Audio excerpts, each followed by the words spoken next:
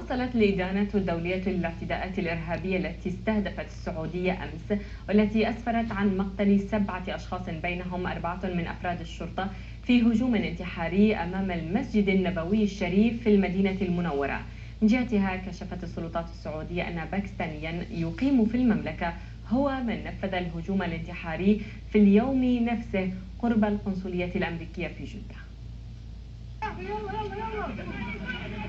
التفجيرات في السعودية لا سيما تلك القريبة من الحرم النبوي شكلت صدمة للجميع،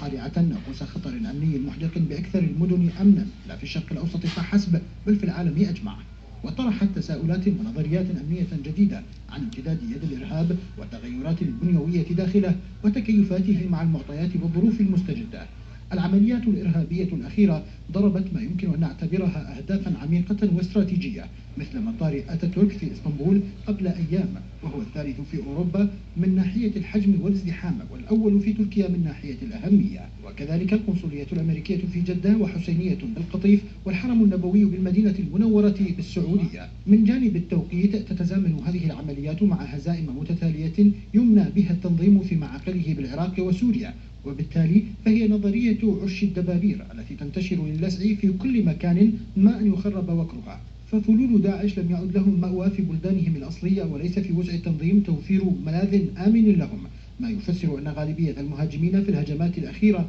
هم من جنسيات ليست عربية ويصعب عليهم الوصول إلى الغرب. فمنفذ هجوم جدة باكستاني ومهاجمو اسطنبول من جمهوريات آسيا الوسطى، وفي ظل تقلص الإمكانيات المالية للتنظيم وانحسارها بهبوط أسعار النفط، فإن إمساك الأرض يكون مكلفا جدا بل باهظ الثمن بالمقارنة مع العمليات الإرهابية المتفرقة كالتي نفذها مؤخرا. الاستراتيجية الجديدة للتنظيمات الإرهابية والتي بات يطلق عليها الكلاب الضالة تتطلب استراتيجيات أمنية مضادة ناتجة عن دراسات أنماط تحركات الإرهابيين بعقلية منفتحة تبتعد عن الخطط الكلاسيكية التي تعودتها أجهزة الأمن في دول الشرق الأوسط.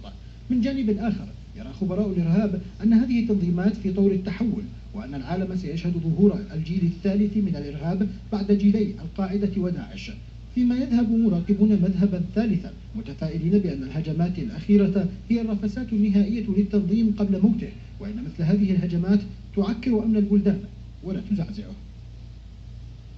هذا وأكد ولي العهد السعودي وزير